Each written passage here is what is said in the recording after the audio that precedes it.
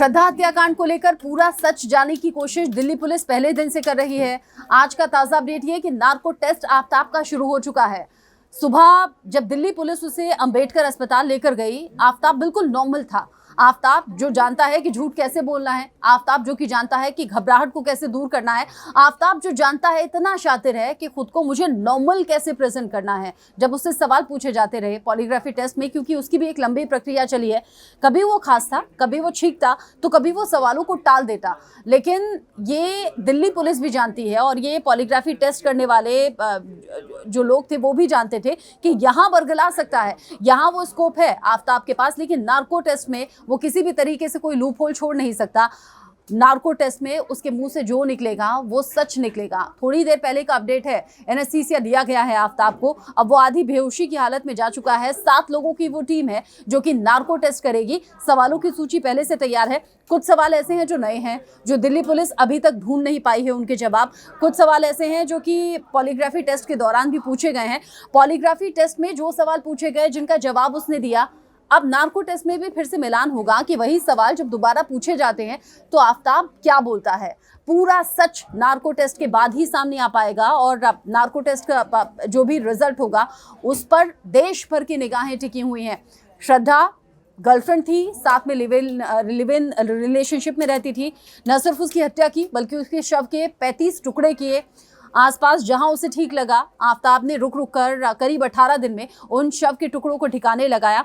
अब narco test की तो एक प्रक्रिया चल ही रही है, लेकिन दिल्ली पुलिस दिल्ली के अलग अलग जो जंगल वाले इलाके हैं जहां पर श्रद्धा की डेड बॉडी के हिस्से मिले थे, साथ ही गुरुग्राम का वो हिस्सा जहां पर श्रद्धा की डेड बॉडी के कुछ पार्ट्स मिले थे, वहां फिर से सर्च अभियान चल रहा है। ये जांच जो है वो 5 राज्यों के इर्द गिर्द घूमी है। आफताब पूरी तरह से सच अभी भी नहीं उगल पाया था, लेकिन आज अंतिम पड़ाव इसे जांच का कह सकते हैं, जब पूरी तरह से सच बोलेगा आफताब। हालांकि पॉलीग्राफी टेस्ट में और उससे पहले भी कोर्ट के सामने भी वो ये स्वीकार कर चुका है कि श्रद्धा की हत्या उसने की, लेकिन उसने कहा कि हीट ऑफ द मोमेंट था, ये मैंने गुस्से में कर दिया। लेकिन नहीं, जांच कह रही है कि गुस्से में नहीं बल्कि सोचे समझे तरीके से श्रद्धा को मारा है आफताब ने। 15 तारीख जब छतरपुर में फ्लैट में शिफ्ट होता है, 16 तारीख श्रद्धा को लेकर आया और 18 मई वो तारीख थी जब श्रद्धा का उसने कत्ल कर दिया। श्रद्धा की एक चिट्ठी भी सामने आई थी जो उसने मुंबई में रहते हुए पुलिस में शिकायत दर्ज कराई थी और उसने बताया था कि मुझे डर है कि आफताब मुझे जान से मार देगा, मेरे टुकड़े टुकड़े करके फेंक देगा। आफताब ने हो सकता है कि उस वक्त जो कहा हो गुस्से में कहा हो, लेकिन उसके कहते हैं ना कि मन के किसी कोने में एक सोच होती है जो घर करती है, वही जुबान पर आपके कभी कभी आता है। यही आफताब के साथ हुआ। आफताब ने जो गुस्से में श्रद्धा को डराते और धमकाते हुए कहा था, वही उसने पूरा भी किया। पहले श्रद्धा को मारा, उसका कत्ल किया, फिर उसके शव के टुकड़े टुकड़े किए। सिर्फ इतना नहीं बल्कि श्रद्धा की डेड बॉडी से उसने रिंग निकाली जो उसने हाथ में पहनी हुई थी और वही अपनी उस गर्लफ्रेंड को गिफ्ट में दी, जिसे वो बाद में उस फ्लैट पर ले जाता रहा। करीब 2 बार वो लेकर गया है। मनोवैज्ञानिक है पेशे से उसकी जो गर्लफ्रेंड है, और वो भी यकीन नहीं कर पा रही है कि आफताब ऐसा कर सकता है।